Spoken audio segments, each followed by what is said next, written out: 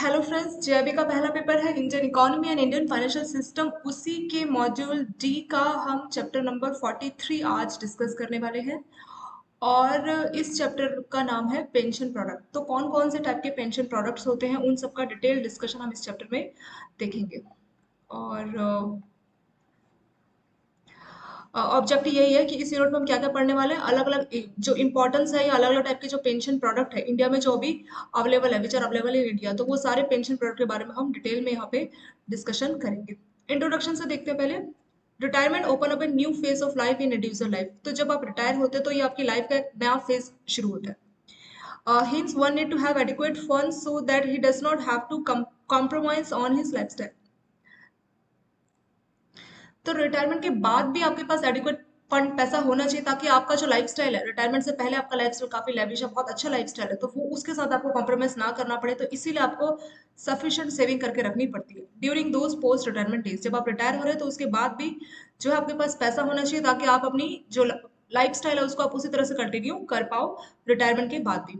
In the absence of regular source of salary और income, मान लीजिए आपके पास कोई अभी रिटायर हो गया, अभी कोई सैलरी नहीं आ रही, कोई इनकम नहीं आ रही, the inducer would have to rely entirely on his past saving। तो उस केस में जो आपने पहले से जो बचा के रखा होता है या जो पहले से आपने इन्वेस्टमेंट कर रखी होती है, तो उसी पे आपको डिपेंड होना पड़ता है।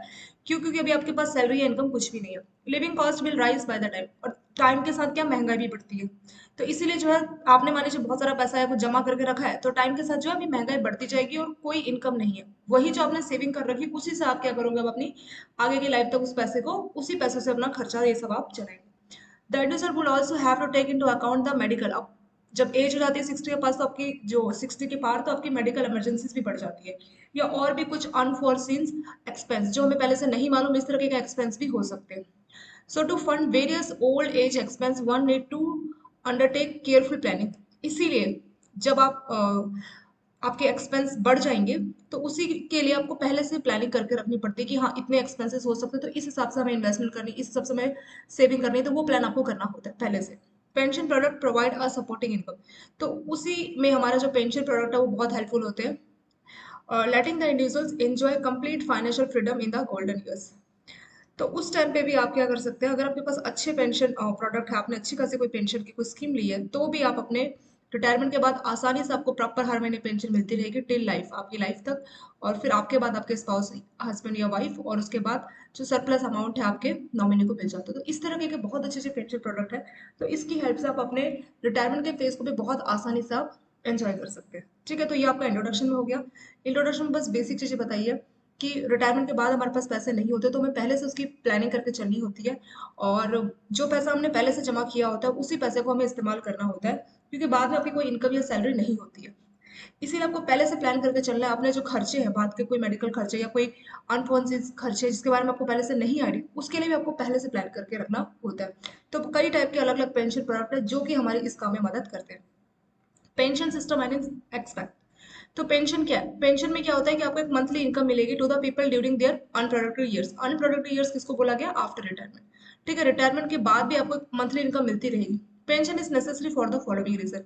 इन सभी कारणों की वजह से पेंशन जरूरी है। पहला, decrease income earning potential with increase. तो जैसे जैसे आपका एज बढ़ता है तो आप काम नहीं कर पाते, आपका शरीर ही इतना साथ नहीं देगा कि आप बहुत सारा काम या बहुत सी एक्टिविटीज कर पाओ, तो इसी वजह से जो है इनकम अर्निंग पोटेंशियल है आपका कम हो जाता है। तो राइज ऑफ न्यूक्लियर फैमिलीज। तो अभी क्या हो रहा है कि अभी लोग अपने ग्रैंड पेरेंट्स ने जो है जनरली मम्मी पापा उनके बच्चे, तो जो मम्मी पापा के जो मम्मी है, मतलब जो बड़ी फैमिलीज है, वैसा आजकल आपको देखने को नहीं मिलता। तो न्यूक्लियर फैमिलीज है, यानी अब ज्यादा हमें किसी और पर डिपेंडेंसी नहीं दिखाने, क्योंकि छोटे परिवार अभी सभी लोग पसंद कर रहे हैं। तो उस हिसाब से जो आपकी इनकम भी है, तो आप किसी और के भरोसे नहीं रह सकते, आप ही को अपना अरेंजमेंट खुद से करना होगा। Migration of earning members. तो क्या हो जाता है जनरली, जैसे मान लीजिए पेरेंट्स हैं, उनके कोई बच्चे हैं, उसकी कोई जॉब अच्छी हो गई, कहीं मिल गई, या कहीं बाहर फॉरेन में होगी, तो वो बाहर ही माइग्रेट कर जाते हैं। ठीक है, तो फिर आप अकेले रह जाते हैं, इस तरह का भी इशू होता है। Migration of earning members. Rise in cost of living. धीरे धीरे महंगाई बढ़ती जा रही है। अभी आप किसी भी चीज के प्रोडक्ट देख लीजिए, पहले क्या था कि अगर आप 100 रुपए लेके भी जाएंगे सब्जी मंडी, तो आपका पूरा बैग सब्जी से भर जाता था, इतना था। अभी 100 रुपए में तो आप एक या दो ही सब्जी खरीद पाएंगे, इतना महंगा सब कुछ हो गया। ठीक है, तो हर चीज का जो कॉस्ट है वो भी महंगा हो गया। Increase longevity. अभी क्या है, लोगों का जो लाइफ है वो भी थोड़ा बढ़ गया पहले से। पहले जनरली लोगों का एवरेज एज कितना था? 56 ऐसे हुआ करता था। अभी 70-75 इस तरह का, मतलब जो लोगों का लाइफ है थोड़ा बड़ा है पहले से, क्योंकि आजकल मेडिकल सुविधाएं बहुत सारी बढ़ गई है। पहले बहुत सिंपल सिंपल छोटे छोटे जो बीमारी है उनसे भी लोगों की डेथ हो जाया करती थी, बट अभी वैसा कुछ नहीं है। और उसके बाद नेक्स्ट आता है dignified life in old age due to less financial dependency. तो आपके ओल्ड एज में भी आपकी जो लाइफ है वो आप अच्छे से जी पाओ। और ताकि कैसे आप अच्छे से जी पाओगे, आपको फाइनेंशियली डिपेंडेंट ज़्यादा किसी पे नहीं होना, खुद से इंडिपेंडेंट होकर जो अपने पास ही जो है इनकम से ही अपना जो है खर्चा चलाना है। ठीक है, तो इन सभी कारणों की वजह से जो पेंशन सिस्टम है वो बहुत ज़्यादा ज़रूरी है। क्या क्या चीज़ें इसमें बताई गई है? पहला बोला है कि जो है इनकम अर्निंग पोटेंशियल कम हो जाता है एज बढ़ने के साथ, और आजकल जो है अकेली जो फैमिलीज है, मतलब जिसमें ग्रैंड पेरेंट्स ये सब नहीं होते, छोटे परिवार आजकल ज़्यादा बढ़ रहे हैं। तो उसकी वजह से जो आपकी लायबिलिटी वो आप ही को पूरी करनी है, आप किसी और से कुछ नहीं बोल सकते। और अर्निंग मेंबर जो है माइग्रेट कर जाता है। मान लीजिए बाहर शहर में जॉब लग गई, माता पिता गांव में थे, तो वो शहर में अपनी फैमिली के साथ सेटल हो जाता है। तो फिर आपको ही अपना देखना होता है गाँव में। अभी चीज़ें भी बहुत महंगी हो गई है, कॉस्ट काफ़ी बढ़ गया है, और लोगों का एज जो है वो भी काफ़ी अभी इम्प्रूव हो गया है, जो लाइफ टाइम है लोगों का भी बढ़ गया है। और जो आपका ओल्ड एज में अगर आप चाहते हैं कि अपनी लाइफ को डिग्निफाइड वे में जिए जैसे आप पहले जी रहे थे, तो उसके लिए भी आपको जो है पेंशन प्रोडक्ट की जरूरत पड़ती है। अब कौन कौन से प्रेवेंशन प्रोडक्ट है, तो यहाँ देखते हैं। While both pension and life insurance product help individual to take care of one's future and futures of one family members, तो आप चाहे पेंशन प्रोडक्ट की बात कर लीजिए या फिर लाइफ इंश्योरेंस की बात कर लीजिए, तो इन दोनों से क्या फायदे होते हैं? तो इससे इंडिविजुअल को ये फायदा है कि वो अपने भविष्य का भी और अपने जो फैमिली मेंबर्स है उनके भविष्य का भी ध्यान रख सकते हैं। ठीक है, मॉनेटरी जो बेनिफिट है उसको मिल जाता है। There are few difference between life insurance, ये दोनों एक तरह से काम करते हैं लेकिन इसमें डिफरेंस है। Life insurance protect the individual from financial consequence of pre mature death, तो लाइफ इंश्योरेंस में क्या है कि आपकी पहले से डेथ हो गई, ठीक है, प्री मेच्योर पहले आपकी डेथ हो गई, सो उसमें आपको जो आपके नॉमिनी है, आपकी जो फैमिली है, उनको लाइफ इंश्योरेंस वाले पैसे देंगे। लेकिन पेंशन में क्या होता है, pension product address the risk of living too, और पेंशन में क्या हो रहा है कि आप जी रहे हैं, आप रिटायरमेंट के बाद भी आपका एज बहुत लंबा है, मान लीजिए 80 साल 90 साल, बहुत आगे तक जी रहे, तब तक आपको पेंशन मिलती रहेगी। तो पेंशन आप जो जी रहे हैं तो उसके रिस्क की, अगर हम ज्यादा जीवित रहेंगे 80 90 साल या उससे आगे भी, तो पैसा कहाँ से आएगा, तो उसका टेक केयर करता है पेंशन। और लाइफ इंश्योरेंस क्या करता है कि अगर आपका डेथ हो गया तो आपके जो फैमिली मेंबर्स है उनका टेक केयर करेगा। ठीक है, तो ये इसमें मेन इसमें डिफरेंस है हमारा लाइफ इंश्योरेंस और पेंशन प्रोडक्ट में। और इसमें होता क्या है कि by investing a certain amount regularly towards, तो इसमें क्या होगा कि हम कोई भी पेंशन प्रोडक्ट ले रहे हैं तो हमें एक अमाउंट हमेशा जो है इन्वेस्ट करना होगा। The individual will build up a considerable sum, तो थोड़ा थोड़ा पैसा आप जमा कर रहे हैं तो फेस्ड मैनर में, जैसे क्वार्टरली मंथली कैसे भी, तो आपके पास अच्छा खासा अमाउंट जमा हो जाएगा। और दो स्टेज में ये काम करता है, जो हमारे पेंशन प्रोडक्ट है ये दो तरह से काम करते हैं, पहला एक्यूमुलेशन स्टेज और दूसरा है वेस्टिंग। ठीक है, ये एक नंबर का क्वेश्चन आ सकता है कि पेंशन जो है प्रोडक्ट उसके दो स्टेज के, एक्यूमुलेशन स्टेज क्या है जिसमें आप सारा पैसा जमा करते हैं, वेस्टिंग स्टेज क्या है जिसमें आपको पेंशन मिलनी शुरू हो जाती है। मान लीजिए आपकी एज है 18, से लेकर 60 साल तक आपने कोई पेंशन प्लान लिया, और आपने 18 से 60 साल तक क्या किया, हर महीने हजार हजार रुपये जमा किए। तो इन 18 से 60 सालों में कितने साल हो गए, ये 42 ईयर्स हो गए, तो इन 42 ईयर्स में आपने 1000 रुपये हर महीने या हर साल आपने जमा किए। तो जो लमसम आपने जमा किया उस फेज को बोला जाएगा एक्यूमुलेशन स्टेज। तो 18 से 60 साल आपने हर साल 1000 जमा किया, तो ये आपका कौन सा स्टेज है, ये है आपका एक्यूमुलेशन स्टेज। और जैसे आपका 60 ईयर्स क्रॉस होगा तो 61 से आपको क्या मिल रहा है, पेंशन शुरू हो जाएगी। तो 61 से जो आपका स्टेज होगा उसको बोला जाएगा वेस्टिंग स्टेज। ठीक है, तो हमने मान लीजिए कोई पौधा उगाया तो उस पौधे को हमने ध्यान रखा, उस पे खाद डाला और पानी डाला, उसकी टेक केयर की। अब उसमें जो फ्रूट आ गया, अब हमें वो जो फ्रूट मिलने लगे उस पौधे से, भी पेड़ बन गया, उसमें फ्रूट आया, जैसे आम का पेड़ आप मान लीजिए, तो 5 साल लगे, और 5 साल के बाद आम के पेड़ में अब आपको आम मिलने लगे, तो वो आपका वेस्टिंग स्टेज होगा। ठीक है, तो वेस्टिंग स्टेज, हमने जो इतनी मेहनत की उसका हमें इनाम मिलेगा, तो सेम ऐसे ही है। एक्यूमुलेशन में हम पैसा जमा करते हैं, when one page specific amount regularly until the person retirement, retirement के टाइम तक आप जो पैसे जमा कर रहे हैं, जैसे 18 से 60 साल, 60 ईयर्स में आप रिटायर हो जाएंगे, तो 18 से 60 साल में आपने जो पैसे जमा किए तो उस स्टेज को बोला जाएगा एक्यूमुलेशन स्टेज। उसके बाद आता है vesting stage. Once the individual retire, जैसे ही आप रिटायर हो गए, he gets a steady flow of income for the rest of his life, तो 61 से जब तक आप जीवित रहेंगे तब तक आपको इनकम मिलेगी। तो इस स्टेज को क्या बोला जाएगा, इसको बोला जाएगा वेस्टिंग स्टेज। सिंपल सा, वो जैसे मैंने आम के पेड़ का एग्जांपल दिया, आपने पहले आम की कोई बूट ले ली, फिर उसको आपने जमीन में मिट्टी में गाड़ा और उसमें अपने खाद पानी वो सब डाला, आपने 5 साल तक उसका टेक केयर किया। ठीक है, तो वो आपका एक्यूमुलेशन स्टेज हो गया। और उसके बाद आपको आम के जो पेड़ है उसमें से आपको आम जो है मिलने लगे, फ्रूट्स मिलने लगे, तो आपका वेस्टिंग स्टेज है। सेम ऐसे हमारा पेंशन प्लान भी काम करता है। 18 से 60 तक हमने जमा किया वो एक्यूमुलेशन, उसके बाद जो हमें पेंशन मिलेगी वो होगा wasting stage. Any pension product must perform the, तो जो भी आप पेंशन प्रोडक्ट ले रहे हैं, अलग अलग टाइप के हमारे पास पेंशन प्रोडक्ट है, जैसे कि एक अटल पेंशन हो गया, और भी कई सारे प्रोडक्ट हम देखेंगे अभी। तो ये सारे 5 फंक्शंस होने चाहिए। और जो है वो जो प्रोडक्ट है वो एफिशिएंट और कॉम्पिटेंस होने चाहिए। मतलब प्रोडक्ट ऐसा होना चाहिए कि जो योग्य हो, कि हाँ हम हमें ये प्रोडक्ट लेना हो, और उसकी एफिशिएंसी होनी चाहिए उस प्रोडक्ट की। तो 5 ऐसे फीचर्स होने चाहिए। पहला, reliable collection of contributions, taxes and other recipients including any loan repayment in the. तो इसमें क्या है कि जो भी है सही तरह से आपको जो भी कंट्रीब्यूट है उसको आपको कलेक्ट करना है, जो भी टैक्सेस है या बाकी के जो रिसिपेंट है वो सब देखना है। दूसरा, payment of benefits for each of scheme in A timely और करेक्ट वे। तो जो भी आपने स्कीम ली है तो उसका जो पेमेंट मिलना है, जो लोगों को बेनिफिट मिलना है, मान लीजिए किसकी पेंशन शुरू होनी है तो टाइम में हो जाए। ऐसा नहीं कि 61 ईयर्स कंप्लीट होकर बहुत टाइम लग रहा है उसको पेंशन मिलने में, तो ऐसा नहीं होना चाहिए। तीसरा, securing financial management and productive investment of pension fund asset. तो पेंशन फंड एसेट्स क्या है कि जो पैसा लोगों से जमा किया है, जो एक्यूमुलेशन स्टेज था, जैसे मान लीजिए हजार हजार रुपए आपने जमा किए, तो जो पेंशन फंड असेट्स हुआ है तो उसका अच्छे से मैनेजमेंट किया है, उसका जो फाइनेंशियल मैनेजमेंट वो सही तरह से किया है, और उस पैसे को जहाँ भी आपने इन्वेस्ट किया वो आपका प्रोडक्टिव होना चाहिए। मतलब जहाँ भी इन्वेस्ट किया गया था उस पैसे को तो वो प्रोडक्टिव वे में होगा। अगर वो नहीं होगा तो फिर बाद में वो आपकी पेंशन नहीं दे पाएगा। ठीक है, तो इसलिए वो प्रोडक्टिव जगह पे ही उस पैसे को इन्वेस्ट किया जाना चाहिए। चौथा, managing an effective communication network. तो जो कम्युनिकेशन नेटवर्क है वो अच्छे से काम करना चाहिए, including development of accurate data. जो डेटा है सही डेटा को डेवलप करना, and record keeping mechanism to support collections, payment and financial activities. तो एक प्रॉपर आपको क्या है, रिकॉर्ड कीपिंग मैकेनिज्म होना चाहिए। मतलब जो भी एक्टिविटीज हो रही है प्रॉपर उसको रिकॉर्ड रखा जा रहा है। जैसे कहीं पे भी कलेक्शंस हो रही है या कहीं पे भी आप पेमेंट कर रहे हैं या कोई भी फाइनेंशियल एक्टिविटीज हो रही है तो उन सबका प्रॉपर रिकॉर्ड रखा जाना चाहिए। और जो है कम्युनिकेशन जो नेटवर्क है प्रॉपर वे में मेंटेन रखना है, अच्छे से वो काम करना चाहिए। लास्ट है production of financial statement and reports that are tied to provide effective and reliable governance. तो जो भी पैसा लिया जा रहा है और जो भी पैसा जहां जहां इन्वेस्ट किया जा रहा है तो प्रॉपर उसकी स्टेटमेंट और रिपोर्ट रेडी रखनी है, और प्रॉपर उनको इस काम के लिए रिस्पॉन्सिबिलिटी लेनी है। जो भी पेंशन प्रोडक्ट है उनको रिस्पॉन्सिबिलिटीज लेनी है, और हर चीज ट्रांसपेरेंसी, मतलब कुछ हिडन नहीं होना चाहिए, कोई हिडन चार्जेस आप लगा रहे हैं या किसी ऐसी जगह इन्वेस्ट कर रहे हैं जहाँ पे नहीं आपको करना चाहिए। प्रॉपर अकाउंटेबिलिटी जो है आपको इस बात के लिए लेनी पड़ेगी। ठीक है, तो ये सारे 5 हमारे फीचर्स हैं पेंशन प्रोडक्ट की। तो कौन कौन से फीचर्स है? पहला है कि प्रॉपर कंट्रीब्यूशंस आपको लेना है रिलायबल सोर्सेज से। दूसरा है कि जो पेमेंट बेनिफिट है, मतलब जैसे पेंशन मिली है तो टाइम पे मिले, लेट ना हो। जो भी पैसा इकट्ठा हो रहा है तो उसको एक प्रोडक्टिव जगह पे इन्वेस्ट किया जाना चाहिए जहाँ से बेनिफिट मिले। चौथा है, एक अच्छे से कम्युनिकेशन नेटवर्क होना चाहिए, और कुछ भी जो भी है जैसे कि कोई भी पेमेंट या फाइनेंशियल एक्टिविटी हो रही है तो प्रॉपर रिकॉर्ड हर चीज का रखना है। और लास्ट है कि जो भी आपने एक्टिविटी की है तो उसका फाइनेंशियल स्टेटमेंट आपको रिपोर्ट मांगे वो सब आपके पास होनी चाहिए, और आपको अपने काम के लिए रिस्पॉन्सिबिलिटी लेनी है।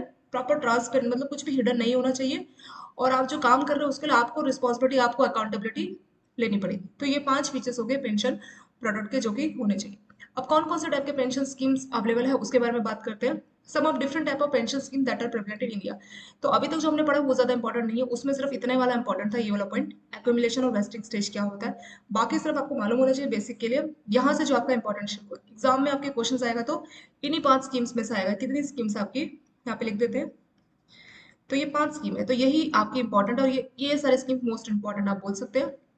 बैंकों में आप ये सारे प्रोडक्ट कस्टमर्स को देते होंगे, जैसे कि अटल पेंशन, ये प्रोडक्ट कस्टमर के लिए रहता है। और चलिए, ये सारी जो स्कीम्स है ये इंपॉर्टेंट, और इसमें सबसे इंपॉर्टेंट अगर मैं बोलूँ तो आपके अटल पेंशन के में से क्वेश्चन आ सकता है, और पीपीएफ का भी क्वेश्चन पूछ सकते हैं। बाकी भी इंपॉर्टेंट है, सबसे लीस्ट इंपॉर्टेंट आप इसको बोल सकते हैं, सबसे कम इंपॉर्टेंट ये है, और ये भी सबसे कम इंपॉर्टेंट है, और ये थोड़ी सी इंपॉर्टेंट है। ठीक है, तो सबसे ज्यादा इंपॉर्टेंट आपकी अटल पेंशन है, मोस्ट इंपॉर्टेंट, और उसके बाद पीपीएफ है। ठीक है, तो इन लोगों को बहुत अच्छे से देखना, और बाकी को भी मैं थोड़ा बहुत देखना पड़ेगा।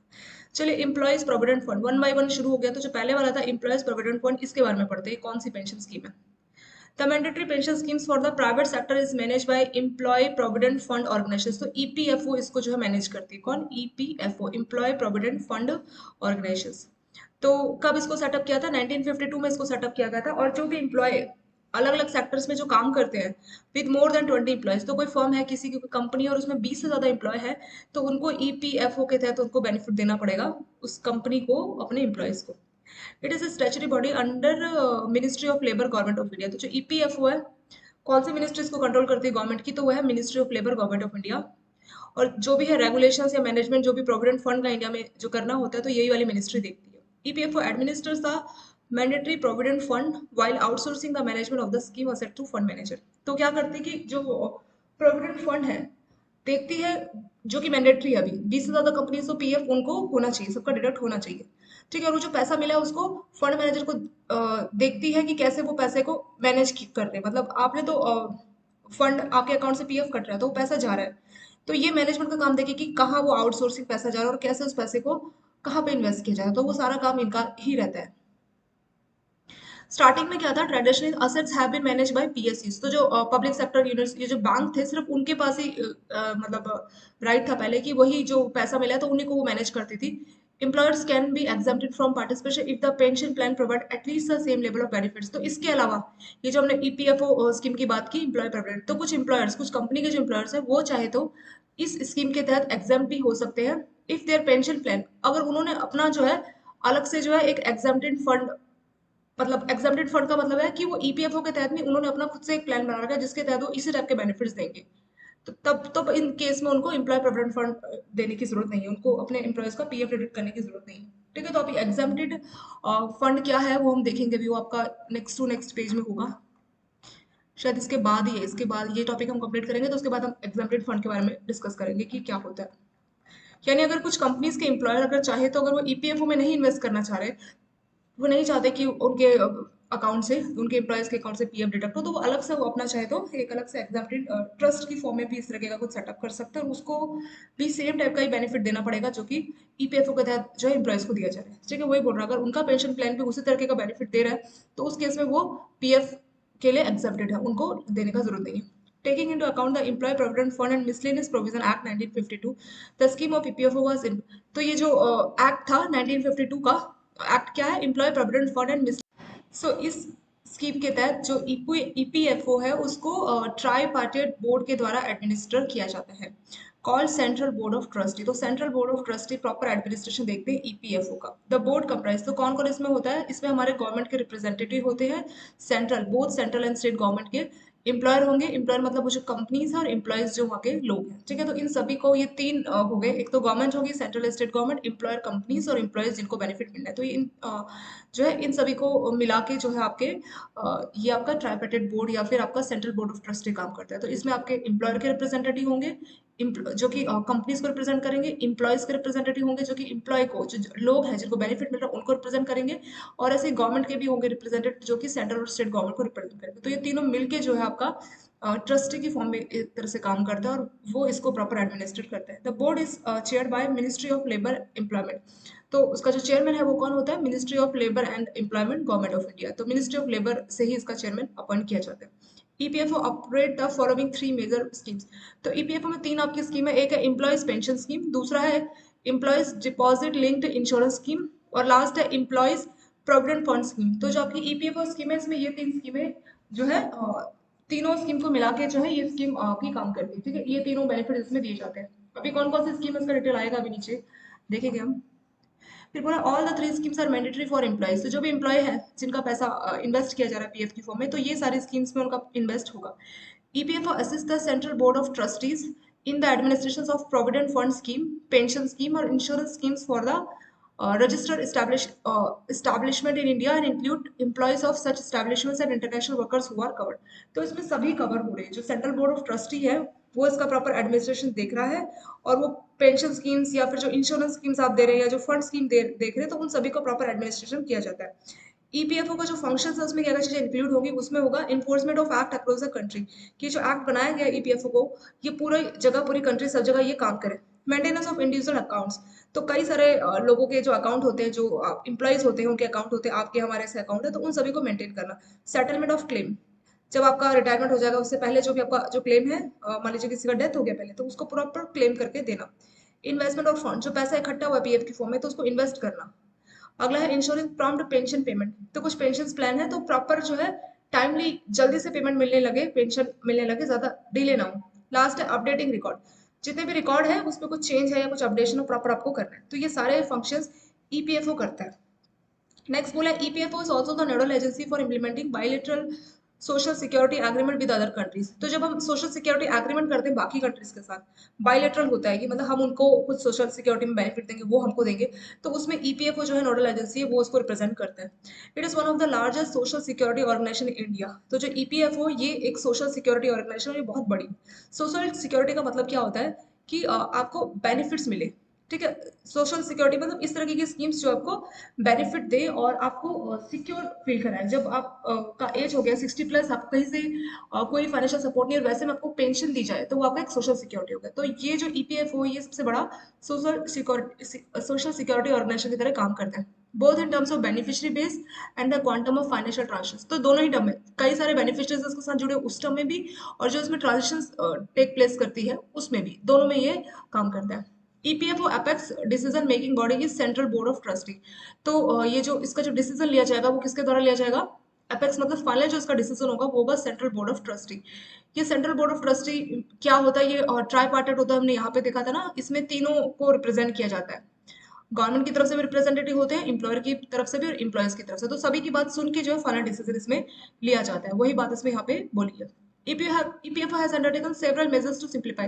तो कई सारे तरीके उन्होंने अपनाए ताकि जो ईपीएफओ के जो अकाउंट है, चाहे एम्प्लॉयर बोल लीजिए, एम्प्लॉयज बोल लीजिए, सभी के लिए ईजी हो।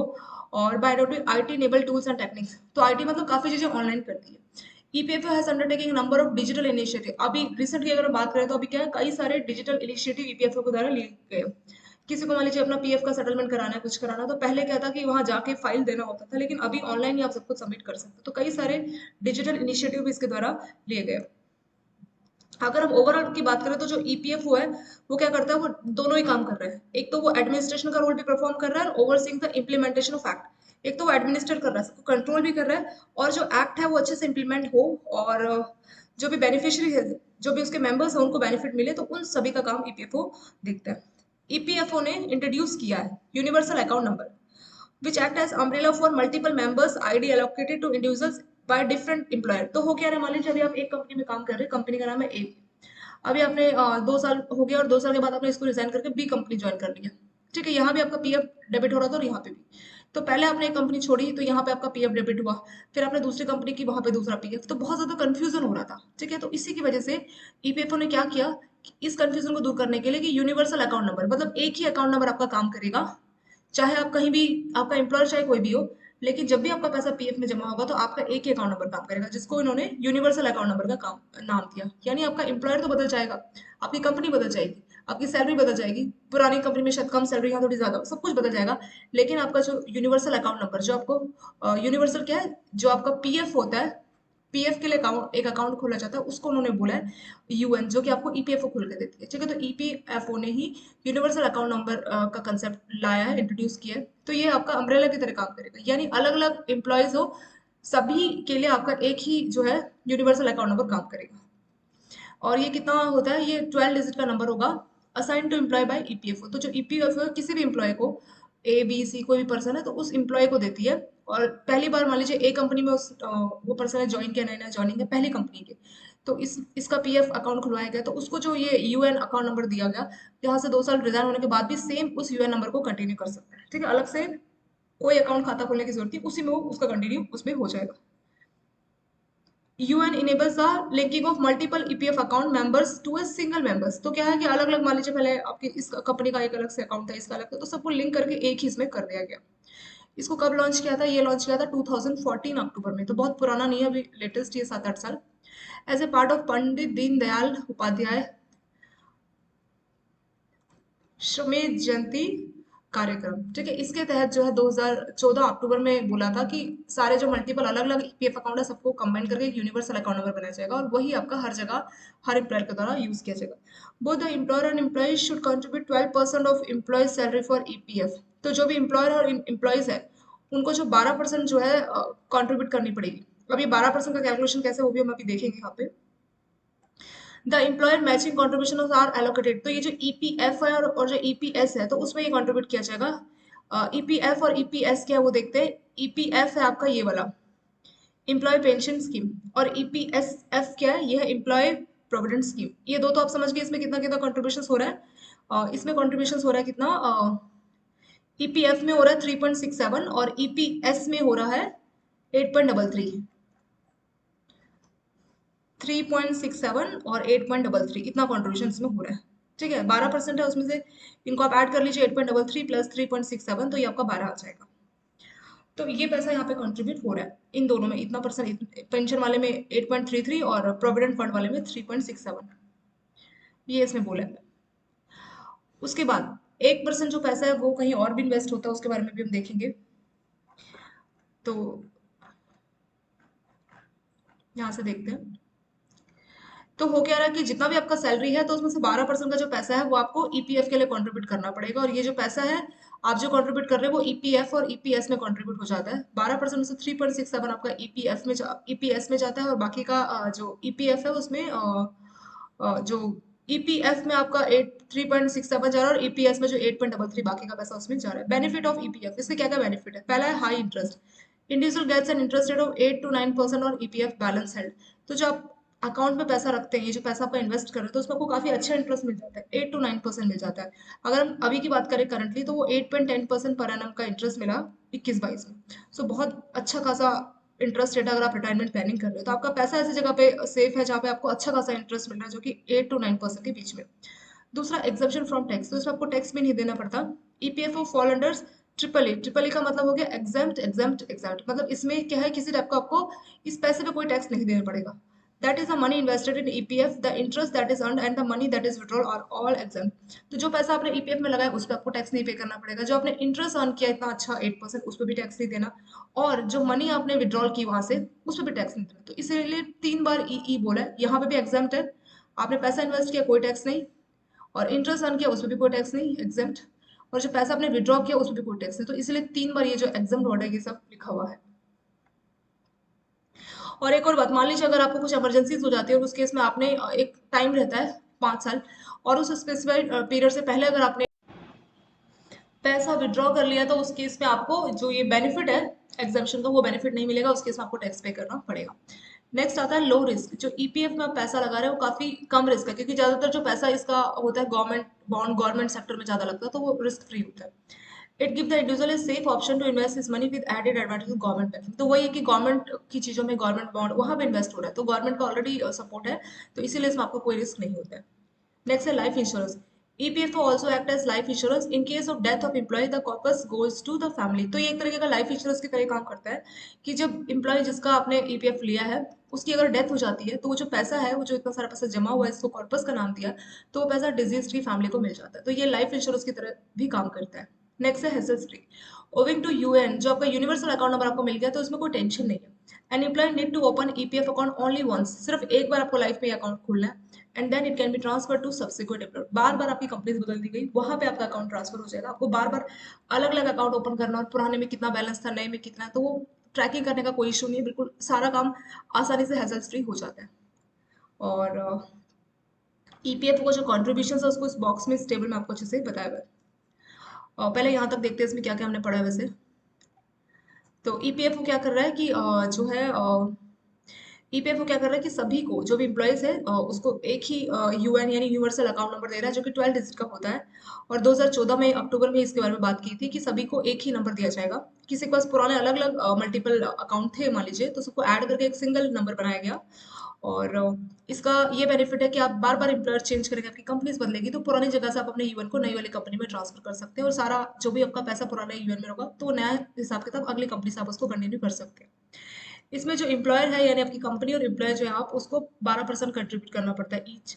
और जो 12% है उसमें से जो 3.67% है वो ईपीएफ में जाएगा, और जो बाकी का 8.33 बचा वो ईपीएस में जाएगा। ईपीएफ के बेनिफिट्स की बात करें तो क्या क्या, एक तो इसमें इंटरेस्ट बहुत अच्छा मिल जाता है 8 से लेकर 9%। इसमें आपको टैक्स नहीं पे करना पड़ता, लेकिन अगर आप स्पेसिफाइड टाइम पीरियड जैसे 5 ईयर्स उससे पहले विड्रॉ करोगे तब आपको टैक्स देना पड़ेगा। इसमें रिस्क बहुत कम है, क्यों? क्योंकि ज्यादातर जो पैसा गवर्नमेंट की बॉन्ड उस जगह पे इन्वेस्ट होता है, तो गवर्नमेंट का सपोर्ट है, तो इसमें कोई आपको लॉस इसमें नहीं रहता है, रिस्क बहुत कम है। लाइफ इंश्योरेंस की तरह काम करता है, अगर डेथ हो जाती है एम्प्लॉयज की, तो पैसा उसकी फैमिली मेंबर को मिल जाता है। लास्ट में हैसल फ्री, क्योंकि यूएन नंबर आ गया है, तो कोई कंफ्यूजन नहीं है, आपके अलग अलग जो एम्प्लॉयर है वहां पे ये नंबर आप आसानी से ट्रांसफर करके इसको इस्तेमाल कर सकते हो। जो सिनेरियो है एम्प्लॉयज के लिए, जो ईपीएफओ में मतलब कैसे कैसे जो एम्प्लॉयज है, मतलब आप हम जो कंट्रीब्यूट कर रहे हैं, तो किस तरह से है वो देख लेते हैं। देख लीजिए यहाँ पे ईपीएफ के कंट्रीब्यूशन तो यहाँ पे बताया हुआ है यहाँ पे, और नीचे आपको 3 सिनेरियो दिए। इन 3 सिनेरियो की भी हम बात करेंगे। पहले हम ये ऊपर का देखते हैं कि क्या इसमें बात की है। EPF contributions, the employer employer both have to contribute equally towards employee provident fund. तो दोनों को बराबर बराबर लगाना पड़ेगा। जो मालिक है, एम्प्लॉयर कौन होगी? कंपनी आपकी, और एम्प्लॉय कौन हो गए? वहाँ के लोग। ठीक है, तो कंपनी और वहाँ के जो वर्कर्स है, जो लोग हैं, दोनों को कंट्रीब्यूट करना पड़ेगा बराबर। बट कैलकुलेशन कैसी होगी, कैसे ये अमाउंट डिसाइड होता है, तो वो देख लेते हैं। बेसिक फैक्ट्स देखते हैं। EPF is calculated on salary where salary, तो आपकी जो सैलरी है बेसिक प्लस डीएनआर अलाउंस। और ये तो गवर्नमेंट सेक्टर की बात होगी जहाँ आपको डीए ये सब मिल रहा है। अगर प्राइवेट है तो वहाँ पे आपका जो बेसिक सैलरी उस पर ये कैलकुलेट होता है। द ईपीएफ कॉन्ट्रीब्यूशन इज इधर 1800 पर मंथ और 12% ऑफ सैलरी, या तो 12% आपको देना पड़ेगा जो भी सैलरी है, या 1800। और that means 12% of your salary goes into your PF account. तो ईपीएफ क्या है, वो आपका जो पीएफ अकाउंट है उसी में आपका 12% सैलरी चला जाता है। Your employer need to contribute 12% to, तो आपका तो 12% चला गया, उसके साथ आपके जो एम्प्लॉयर आपकी कंपनी उसको भी 12% कंट्रीब्यूट करना पड़ता है। तो आपकी कंपनी एम्प्लॉयर जो आपकी कंपनी है जिसको हमने एम्प्लॉयर बोला है, एम्प्लॉयर माने कंपनी हो गया, दिस 12% जो कंपनी पे कर रही है however is divided into two accounts, तो ये दो अकाउंट में डिवाइड होता है। तो जो 12% आपकी कंपनी पे कर रही है, तो उसमें से जो 3.67 है वो ईपीएफ यानी एम्प्लॉयर प्रोविडेंट फंड में जाता है, और बाकी का जो 8.33 बचा, 8.33 वो आपका एम्प्लॉय पेंशन फंड में जाता है। ठीक है, employee pension fund, sorry provident fund, और दूसरा क्या है, एम्प्लॉय पेंशन स्कीम। तो ये दो जगह पे जा रहा है। ये हमने ऊपर भी देखा था ना, 3.67 यहाँ पे था आपका, यहाँ पे था 3.67, तो वही चीज दोबारा से यहाँ पे नीचे बॉक्स में हमें कैलकुलेट करके बताइए। Apart from this the employer needs to pay 1% extra towards charges, तो जो एम्प्लॉयर आपकी कंपनी ये तो पे कर रही है, उसके साथ उसको 1% एक्स्ट्रा भी पे करना पड़ता है। वो कहाँ कहाँ जा रहा है, ईडीएलआई। ईडीएलआई क्या था, एम्प्लॉय डिपॉजिट लिंक इंश्योरेंस। ये क्या कर रही है कि जो आपका ईपीएफ और ईपीएस का जो पैसा है उसका इंश्योरेंस दे रही है। तो उसके लिए आपका जो 0.5% है एक्स्ट्रा, मतलब 1% एक्स्ट्रा जा रहा है, तो उसमें से 0.5% जो है ईडीएलआई। ईडीएलआई क्या है, इम्प्लॉई डिपॉजिट लिंक इंश्योरेंस, यानी ये इंश्योरेंस कवरेज दे रही है। इनकेस ये पैसा डूब गया तो फिर ये इंश्योरेंस वाले जो है पैसा देंगे। ठीक है, तो ईडीएलआई के लिए 0.5% एक्स्ट्रा कॉन्ट्रीब्यूट कर रही है, प्लस ईपीएफ एडमिनिस्ट्रेशन चार्ज भी आपको देना पड़ेगा। ठीक है, ईपीएफ वो आपका सारा एडमिनिस्ट्रेशन सारा कुछ रिकॉर्ड रख रही है, तो उसके लिए आपको एडमिनिस्ट्रेशन फीस भी देनी पड़ेगी। तो ये फीस भी कौन देगा, ये फीस भी दिया जाएगा एम्प्लॉयर के द्वारा। तो जो एम्प्लॉयर है 12% तो दे रहा है, साथ में उसको 1% एक्स्ट्रा देना पड़ेगा। उस 1% एक्स्ट्रा में 0.5% जाएगा आपका इंश्योरेंस पे। किसका इंश्योरेंस, प्रोविडेंट फंड और पेंशन वाले का इंश्योरेंस, दोनों का। और जो 0.5% बच गया वो आपका जो एडमिनिस्ट्रेशन चार्ज है, जो ईपीएफ आपको इतनी सर्विसेज दे रही है, तो वो अपना एडमिनिस्ट्रेशन चार्ज आपसे लेगी, तो वो भी एम्प्लॉयर ही पे करेगा। ठीक है, इस हिसाब से ये हिसाब यहाँ पे पूरा होता है। तो तीन स्कीम की हमने बात की थी ईपीएफ में, तो ये तीनों स्कीम वही थे, पेंशन स्कीम, प्रोविडेंट, और ये जो हमारा बीच का बचा employee deposit link insurance scheme, तो ये क्या है, जिसमें 0.5% कॉन्ट्रीब्यूशन दिया जा रहा है। ये इंश्योरेंस कवरेज दे रही है इन दोनों स्कीम्स को। ठीक है, तो ये तीन स्कीम्स जो है ईपीएफओ में काम करती है। ये उन लोगों पर समझ में आ गया। अब हम ये नीचे देखते हैं कि there are 3 scenarios on which EPF हो, तो तीन अलग अलग हम सिनेरियो लेंगे, सिनेरियो 1 2 3, और फिर डिसाइड करेंगे कि कैसे आपका पैसा कंट्रीब्यूट होगा ईपीएफ में। पहला scenario, employed salary is less than 15,000। आपने देखा होगा किसी का 10,000 12,000 ऐसे भी सैलरी है, तो उस केस में अगर एम्प्लॉय यानी पर्सन जो वर्कर्स है उसको सैलरी 15,000 से कम है, तो कैसे कॉन्ट्रीब्यूशन होगा। Late assume the salary is S1, तो S1 का वैल्यू क्या है, 15,000 से कम है, 12,000 कुछ भी हो सकता है, पर 15,000 से कम है। तो मान लीजिए वो S1 है value, so the employee will contribute 12% of SI। तो जो भी SI जो वैल्यू है, जो भी उसकी सैलरी है, उसका 12% जो है एम्प्लॉय यानी वर्कर कंट्रीब्यूट करेगा। फिर द एम्प्लॉयर विल कंट्रीब्यूट, तो जो उसकी कंपनी है वो क्या कंट्रीब्यूट करेगी, जो हमने ऊपर देखा था यहाँ पे कि वर्कर को तो 12% कंट्रीब्यूट करना है, पर साथ साथ जो है 12% तो वर्कर्स को देना है, पर साथ साथ जो 12% एक्स्ट्रा वो आपकी कंपनी देगी, जिसमें 1% उसको एक्स्ट्रा और देना पड़ेगा। 12 तो है ही, और साथ में 1% एक्स्ट्रा है, एक तो एडमिनिस्ट्रेशन चार्ज है 0.5% और एक इंश्योरेंस चार्ज है 0.5%। तो वही यहाँ पे नीचे बताया है कि 12% तो एम्प्लॉयर को देना पड़ेगा, सॉरी एम्प्लॉय को, और जो एम्प्लॉयर है उसको 3.67 ईपीएफ के लिए, 8.33 ईपीएस के लिए, 0.5% वो जो इंश्योरेंस है उसके लिए, और 0.5% फिर से जो एडमिनिस्ट्रेशन जो चार्ज है ईपीएफ को उसके लिए। ठीक है, तो सबको मिला के टोटल 12 तो हो जाएगा इन दो को मिला के, और ये एक एक्स्ट्रा उसमें हो जाएगा। ये पहला सिनेरियो हो गया। इसके बाद दूसरे सिनेरियो की बात करते हैं। इसमें क्या है कि आपका सैलरी 15,000 से ज्यादा है, इसमें क्या था 15,000 से कम, अब इसमें सैलरी क्या 15,000 से ज्यादा है। In case the employer opts for minimum EPF, तो 15,000 से ज्यादा है तो उसमें दो केस होंगे। एक केस में जो एम्प्लॉयर है वो ऑप्ट करेगा मिनिमम ईपीएफ, और इससे अगला जो हम सिनेरियो देखेंगे उसमें होगा if the employer opt for full EPF. तो दो ऑप्शन है, 15,000 से कम है वो तो हमने कैलकुलेशन देख लिया, अगर 15,000 से ज्यादा है सैलरी तो उसके इसमें दो ऑप्शन होंगे, एक होगा मिनिमम ईपीएफ और एक होगा फुल ईपीएफ। दो तरह से काम करेगा। तो मिनिमम ईपीएफ आपका सिनेरियो 2 हो गया और फुल ईपीएफ आपका सिनेरियो 3 हो गया। तो 2 और 3 सिनेरियो हम डिस्कस करेंगे। फिर बोल रहा है कि अगर मिनिमम ईपीएफ सिलेक्शन किया तो calculation is not done on employee current salary, तो उसमें उसकी जो करंट सैलरी उसको मिल रही है 15,000 से ज्यादा मिल रही है, मान लीजिए 20,000 या 30,000 है, तो उस पर कैलकुलेशन नहीं होगा, rather on the minimum salary. तो मिनिमम सैलरी कितना, 15,000, क्योंकि 15,000 से ज्यादा किसी बात होगी, तो जो मिनिमम है वो 15,000 हो गया, तो 15,000 पे कैलकुलेशन की जाएगी, तो उसको बोला जाता है मिनिमम ईपीएफ। और इसके बाद जो नेक्स्ट वाला है फुल ईपीएफ, इसमें क्या होगा कि मिनिमम पे नहीं, जो रियल सैलरी है उस पर कैलकुलेशन की जाएगी, तो वो जाएगा फुल ईपीएफ। मान लीजिए आपकी सैलरी 20,000, ठीक है, तो उसमें बोला था कि मिनिमम 15,000 से ज्यादा होगा तभी आप एलिजिबल है इन दो स्कीम के लिए, 2 और 3 के लिए। तो मिनिमम कितना, 15,000 होना चाहिए। तो मिनिमम ईपीएफ में क्या होगा, मान लीजिए आपका सैलरी है 30,000, तो मिनिमम ईपीएफ लिया तो 30,000 जो आपकी रियल सैलरी उस पर आपका कैलकुलेशन नहीं होगा, कैलकुलेशन होगा 15,000 पे, तो वो जाएगा सिनेरियो 2। और फुल ईपीएफ अगर आप लेंगे, ये तो मिनिमम ईपीएफ था, अगर आप फुल ईपीएफ वाला ऑप्शन लेंगे तो उस केस में आपका जो कैलकुलेशन है वो 30,000 पे कैलकुलेट होगा, ना कि 15,000 पे। ठीक है, फिर ये डिसाइड कौन करता है, आप जिस कंपनी में काम करते हो तो उस कंपनी के साथ कोई कॉन्ट्रैक्ट होता है तो उसके हिसाब से डिसाइड होता है। कुछ कंपनीज अपने एम्प्लॉइज को बहुत अच्छा बेनिफिट देना चाहती है तो वो ये वाला ऑप्शन रख सकती है, और कुछ कंपनीज अपने एम्प्लॉइज को कम बेनिफिट देना चाहती है तो वो इस तरह का ऑप्शन रख सकती है। ठीक है, कंपनीज और जो एम्प्लॉयर एम्प्लॉय का जो कॉन्ट्रैक्ट होता है उसके हिसाब से सब डिसाइड होता है। तो दो सिनेरियो हमने देखा, 15,000 से कम है तो आपने देखा कैलकुलेशन बिल्कुल सिंपल है, उसमें 15,000 से कम जो भी वैल्यू है 10,000 12,000 उसमें सिंपल कैलकुलेशन होगी, उसमें तो कुछ डाउट ही नहीं है। लेकिन अगर 15,000 से ज्यादा सैलरी है तो दो केस है, मिनिमम ईपीएफ और फुल ईपीएफ। मिनिमम ईपीएफ में मतलब 15,000 से ज्यादा तो कम से कम 15,000 पे तो आपको कैलकुलेशन करनी ही पड़ेगी, वो हो जाएगा मिनिमम ईपीएफ। पर फुल ईपीएफ में क्या होगा कि जितनी आपकी रियल सैलरी है 30,000 है तो 30,000 पे सारी कैलकुलेशन की जाएगी। सिनेरियो 2 को देख लेते हैं एक बार यहाँ पे। अगर जो एम्प्लॉयर है, जो कंपनी है, अगर उसने सेलेक्ट किया कि वो मिनिमम ईपीएफ लेगी 15,000 से ज्यादा, यानी केस 2 वाले में calculation not done in employer current salary, तो उसकी जो सैलरी है एम्प्लॉयज की, उसकी रियल जो सैलरी है मान लीजिए 30,000, तो उस पर कैलकुलेशन नहीं होगी, rather on minimum salary that is 15,000। तो हमने कितना बोला था कि 15,000 से ज्यादा होना चाहिए, तो ये कैलकुलेशन हम 15,000 पे करेंगे। तो इसमें जो एम्प्लॉय है, जो वर्कर है, विल कॉन्ट्रीब्यूट 12%, तो उसको 12% पे करना है, तो 15,000 का 12% कैलकुलेट करेंगे, ये कितना आ जाएगा, 15,000 का अगर आप 12% कैलकुलेट करते हैं, 2 जीरो यहाँ पे आपकी कैंसिल हो गई, 15 12 ये हो गया 18, 2 जीरो, ठीक है, 180, 15 12 180 2 जीरो, तो ये हो गया 1800, यानी एम्प्लॉय को, जो वर्कर है उसको हर महीने 1800 कंट्रीब्यूट करना पड़ेगा। ठीक है, ये तो एम्प्लॉय का बात हो गया। उसके मालिक की, उसके एम्प्लॉयर की बात करते हैं, वो कितना कंट्रीब्यूट करेगा, 3.67 ईपीएफ को, तो जो 15,000 है सारी कैलकुलेशन 15,000 भी होगी। जो वर्कर, जो एम्प्लॉय था, उसका भी 15,000 की सैलरी पे कैलकुलेशन हुआ, उसका 12%, जो कि 1800 था, तो उसके अकाउंट से पीएफ करके एक डिटेल होगी उसकी सैलरी में, और वो 1800 रुपये डेबिट हो जाएगा। ठीक है, एम्प्लॉय की। और जो एम्प्लॉयर है वो भी एक्स्ट्रा कॉन्ट्रीब्यूट करेगी 12%। 12% में से 3.67 तो उसका हो गया ईपीएफ, एम्प्लॉय प्रोविडेंट फंड। 8.33% चला गया ईपीएस, एम्प्लॉय पेंशन स्कीम। तो इन दोनों को आप ऐड करेंगे तो कितना आ जाएगा, ये आ जाएगा 12%, तो 12% तो यहाँ पे हो गया। इसके अलावा इनको 1% एक्स्ट्रा और पे करना पड़ेगा, उस 1% में से जो आधा है 0.5%, वो ईडीएलआई, जो आपका यहाँ पैसा इन्वेस्ट हुआ तो उसको इंश्योरेंस देती है ईडीएलआई, तो 1.5% जो पैसा है 15,000 का, वो ईडीएलआई के लिए जाएगा, इंश्योरेंस के लिए। और जो बाकी का बच गया, जो ईपीएफओ का एडमिनिस्ट्रेशन चार्ज है, वहां चला जाएगा 0.5%। ठीक है, तो इस हिसाब से आपके कैलकुलेशन की जाएगी अगर आपका सैलरी 15,000 से ज्यादा है। तो इसमें मिनिमम ईपीएफ आपने लिया, तो मिनिमम ईपीएफ लेने की वजह से सारी की सारी कैलकुलेशन किसके ऊपर होगी, वो होगी हमारी 15,000 रुपए के ऊपर, सारा कुछ 15,000 के ऊपर होगा। तो यहाँ पे 12% हम निकालेंगे, क्योंकि जो एम्प्लॉय है वो तो 12% ही कॉन्ट्रीब्यूट करेगा, जो कि 1800 आ जाएगा, तो उसके अकाउंट से 1800 डेबिट होगा, इसके अलावा और कुछ नहीं डेबिट होगा। जो एम्प्लॉयर है उनको जो है उनका परसेंट फिक्स है 3.67 जो है ईपीएफ के लिए, और 8.33 ईपीएस के लिए, तो 12% तो यहाँ हो गया, और 1% एक्स्ट्रा उनको और देना पड़ेगा एम्प्लॉयर यानी उनके मालिक को, कंपनी को।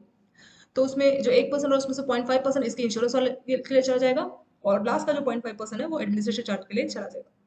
ये तो सिनेरियो 2 हो गया, जो कि हमने यहाँ देखा मिनिमम। अगर ये फुल ईपीएफ होता, तो फुल ईपीएफ होता जिसको हमने सिनेरियो 3 का नाम दिया, तो उस केस में जो एम्प्लॉय की जो सैलरी है उसमें 15,000 से ज्यादा है, मान लीजिए उसकी सैलरी है 30,000, और उसने फुल ईपीएफ वाला ऑप्शन सेलेक्ट किया, सैलरी है कितनी, 30,000, और जो है एम्प्लॉयर उसने फुल ईपीएफ वाला ऑप्शन सेलेक्ट किया, तो उस केस में जो एम्प्लॉय है उसको कितना कॉन्ट्रीब्यूट करना पड़ेगा, उसको 12% कॉन्ट्रीब्यूट करना पड़ेगा, जो उसकी करंट सैलरी जो कि 30,000 है।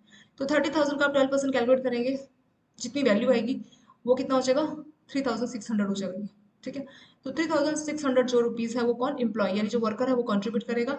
और जो एम्प्लॉयर है, उसका जो मालिक है, उसके पास दो ऑप्शन होंगे, एक, the employer can contribute his share of 12% on minimum salary, वो चाहे तो जो 15,000 वाला है उस पे 12% वो पे कर सकता है, या the employer can contribute his share of 12% on employee current salary, जो 30,000 है उस पर भी चाहे तो कंट्रीब्यूट कर सकता है। In this case the contribution to EPF will remain, तो इसमें वही है कि जो ईपीएस है उसमें 8.33 होगा, जैसे हमने यहाँ भी देखा था, ईपीएस में 8.33 था और 3.67 ईपीएफ में चला गया था, तो सेम वैसी कैलकुलेशन काम करेगा।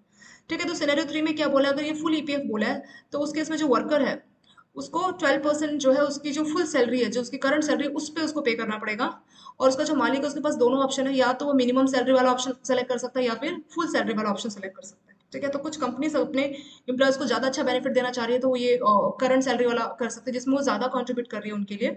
और अगर कुछ कंपनीज कम बेनिफिट देना चाह रही है तो ये वाला ऑप्शन सेलेक्ट कर सकती है। ठीक है, तो ये 3 सिनेरियो हो गए जिससे हमें पता लगा कि ईपीएफओ में किस हिसाब से जो है पेमेंट दी जाती है, किस हिसाब से जो है कंट्रीब्यूशन किया जाता है एम्प्लॉयर के द्वारा और एम्प्लॉयज के द्वारा।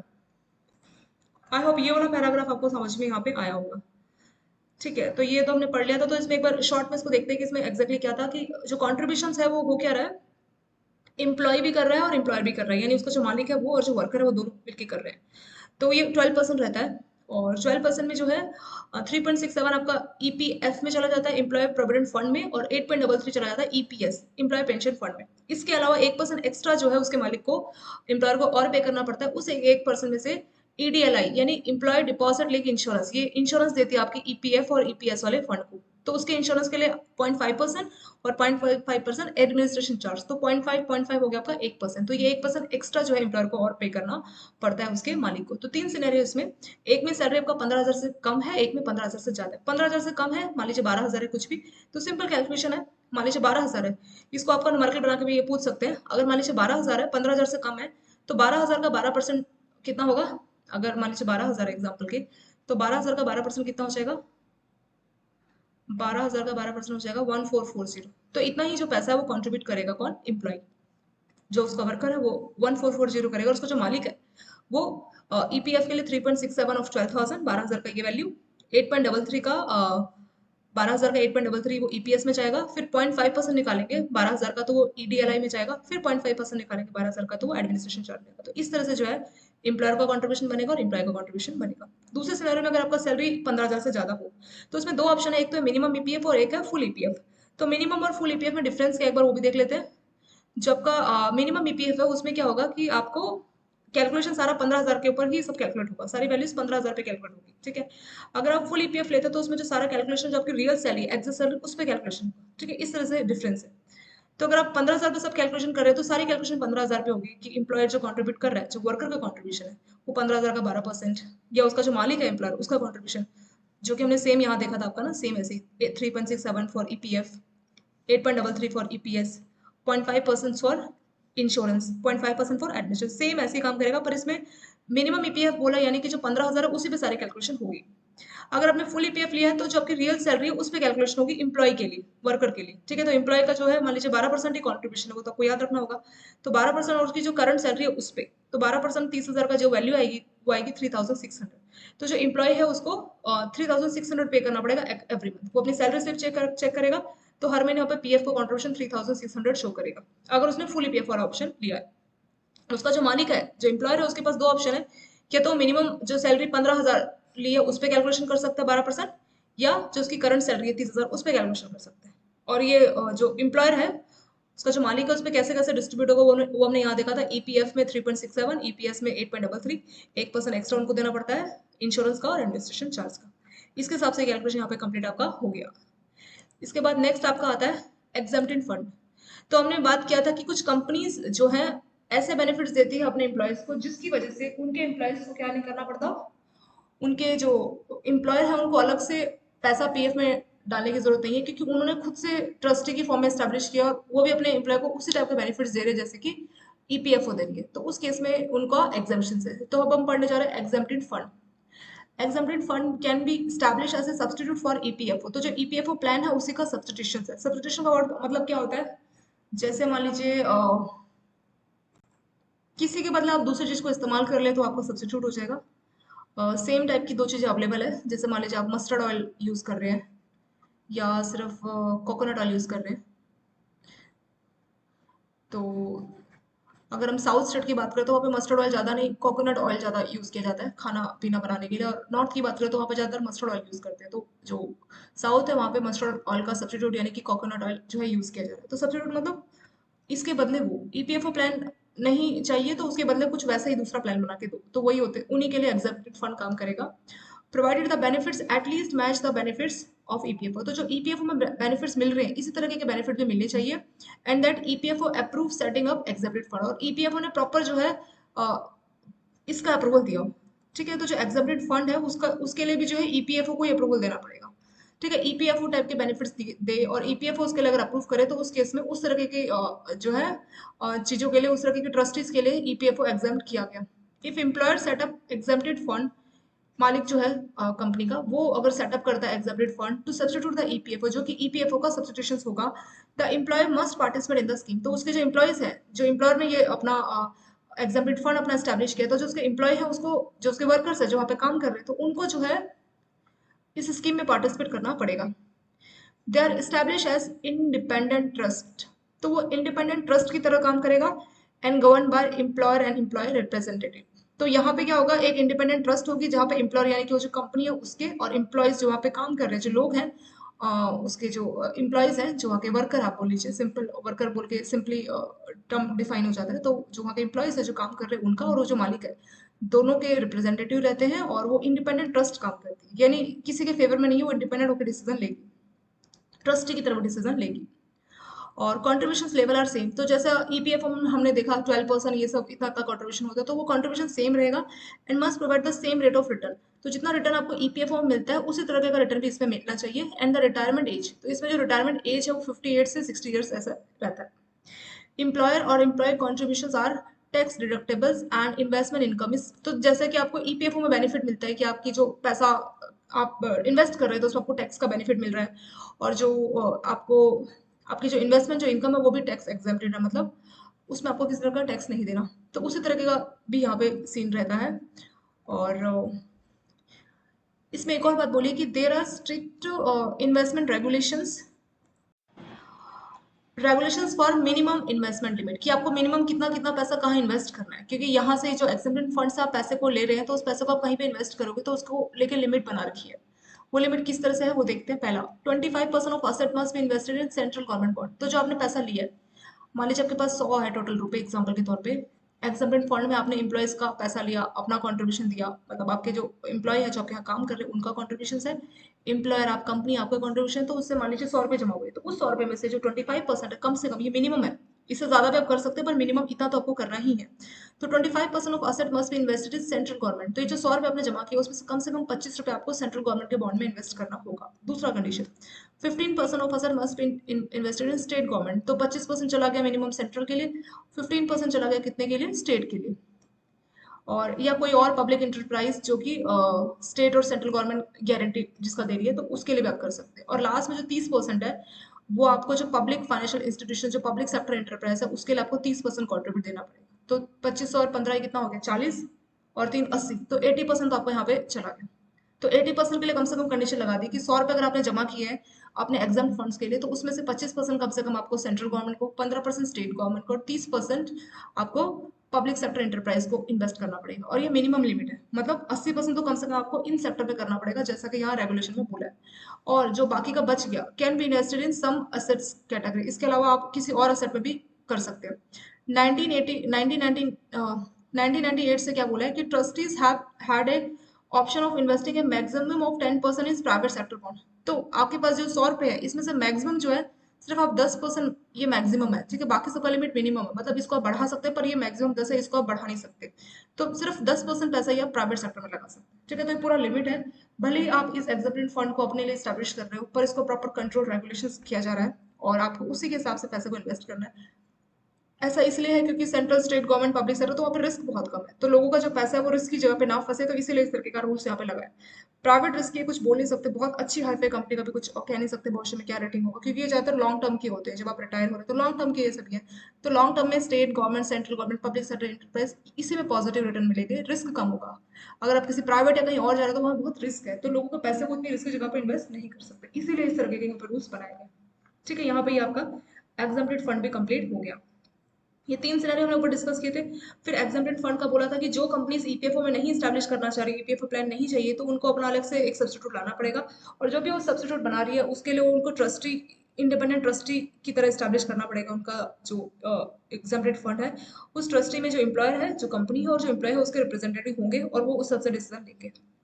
और इसमें भी बेनिफिट्स वैसे ही होने चाहिए जैसे कि ईपीएफओ में बेनिफिट्स मिलते हैं, और ईपीएफओ के द्वारा अप्रूवल दिया जाना चाहिए। ईपीएफओ अगर ये जो एग्जम्प्टेड फंड है इसको स्टैब्लिश करने के लिए अप्रूव देता है तभी आप इसको स्टैब्लिश कर सकते हैं। और जैसे ईपीएफओ में आपको टैक्स रिडक्शन या टैक्स एक्सेप्शन का बेनिफिट मिलता है, उसी तरह से इसमें भी जो है आपके जो प्लान है, जो आपके एग्जम्प्टेड फंड्स है, उसमें भी सेम तरीके के बेनिफिट्स मिलने चाहिए। और इसमें जो पैसा आपने जमा किया उसको लेकर रेगुलेशन है, जैसे मान लीजिए 100 रुपए है तो उसमें से 25 रुपए आपको कहाँ, सेंट्रल गवर्नमेंट में, 15% कहाँ पे, स्टेट गवर्नमेंट में, 30% कहाँ पे, पब्लिक सेक्टर में, वहां पे आपको इन्वेस्ट करना है, और मैक्सिमम 10% पैसा आपको पब्लिक सेक्टर में, सॉरी प्राइवेट सेक्टर में इन्वेस्ट करना है। तो इसके हिसाब से आपको जो है इन्वेस्टमेंट करनी पड़ेगी। चलिए यहाँ पे ये वाला पार्ट 1 कंप्लीट हो गया। पीपीएफ जो भी आपका अगला स्कीम है जो कि मोस्ट इंपॉर्टेंट टॉपिक है, इसको हम पार्ट 2 से डिस्कस कर लेंगे। इसको थोड़ा आप लोग देख लीजिए, और thank you so much for watching this video.